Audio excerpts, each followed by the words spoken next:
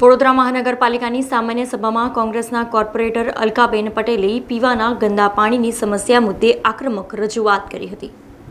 વડોદરા મહાનગરપાલિકાની સામાન્ય સભામાં કોંગ્રેસના કોર્પોરેટર અલકાબેન પટેલે પાણીની ટાંકીની સ્વચ્છતા મુદ્દે રજૂઆત કરી હતી, જ્યાં તેમણે સમગ્ર સભા સમક્ષ તેમના વિસ્તારમાં આવતા પીવાના ગંદા પાણીની બોટલ બતાવી આ મામલે યોગ્ય કામગીરી કરવા જણાવ્યું હતું।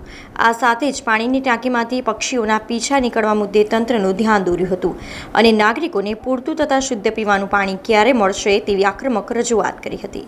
પાણી એકદમ લો પ્રેશરથી આવે છે। ઘણીવાર વારંવાર સભા હોય ત્યારે હું રજૂઆત કરતી હોય છે, ગંદુ પાણી લો પ્રેશરથી પાણી આવે છે।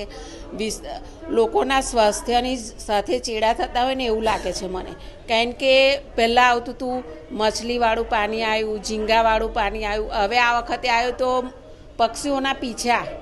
હવે લોકોની સ્વાસ્થ્ય જોડે આ ચેડા થાય છે। લોકો આ બધા પાણી આવું પાણી પીવે તો લોકોનું શું થાય?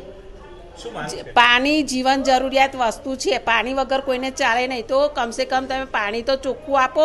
જ્યારે ના જોઈએ, ચોમાસામાં પાણી નથી જોઈતું તો ઢગલો પાણી લોકોને ઘરમાં પાણી આપી દો છો, અને જે પીવાના પાણીની જરૂર છે એ પાણી મળતું નથી લોકોને, અને ટાંકીઓ સાફ થતી નથી। 2019 કે એમાં ટાંકી સાફ થઈ હતી, ત્યાં આજ દિન સુધી હજુ ટાંકી સાફ થઈ નથી। મારી રજૂઆત છે કે વર્ષમાં 2 વાર ટાંકીઓ સાફ થવી જોઈએ।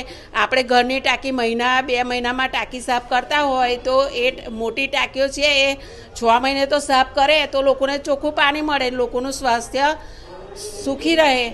સમાચારોના સતત અપડેટ માટે TNN ન્યૂઝને YouTube પર સબસ્ક્રાઇબ કરી બેલ આઇકોન પ્રેસ કરો અને અમારી સાથે જોડાયેલા રહો Facebook, Instagram અને Twitter ઉપર।